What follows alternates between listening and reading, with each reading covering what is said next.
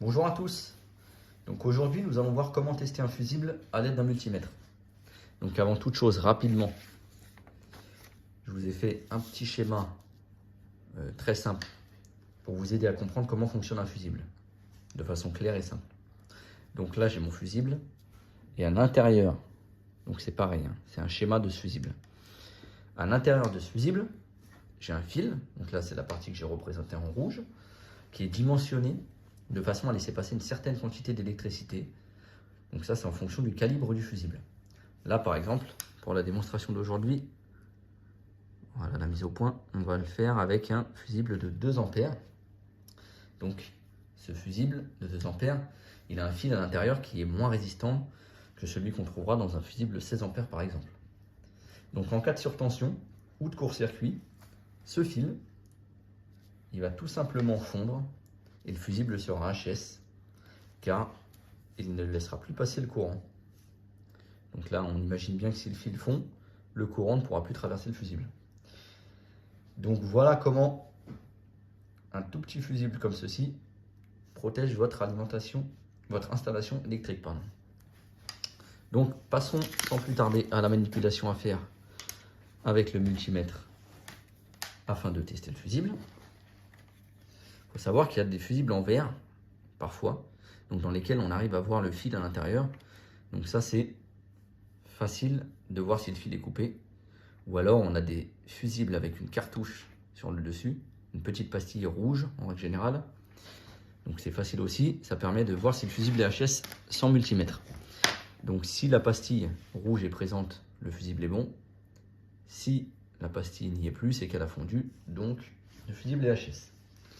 Donc pour commencer, le multimètre, on le prend, on le met sur la position test de continuité, avec bip sonore en l'occurrence sur le mien.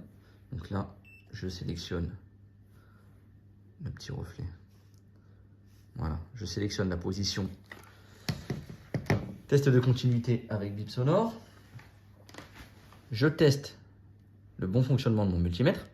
Donc là, je vais faire rentrer en contact les 2 pointes de touche. C'est censé biper. Si ça bip, ça veut dire que j'ai une bonne continuité, que mon multimètre fonctionne.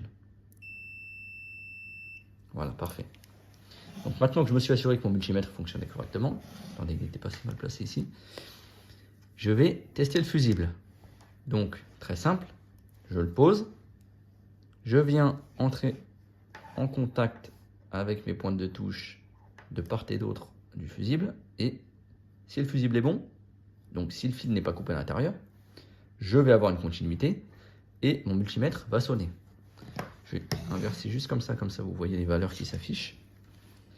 Donc là j'ai OL qui s'affiche, ça veut dire que j'ai pas de continuité. Parfois ça peut être écrit 1 et également sur un multimètre, etc. Donc je teste mon fusible, ça sonne, ça veut dire que mon fil n'est pas coupé, que la continuité est bonne dans le fusible. Et vous avez vu, je passe de OL sur le multimètre à une valeur. Voilà, c'est la résistance qu'il y a dans mon fusible. Donc, elle est très faible parce que le fil est en bon état. Donc, mon fusible est OK. Voilà, c'est très simple. Je vous remercie d'avoir regardé la vidéo. N'hésitez pas à liker, commenter, vous abonner. Et n'hésitez pas non plus à me demander si vous souhaitez des tutos sur autre chose. J'essaye d'en faire le maximum et je serai ravi de pouvoir vous aider. Merci.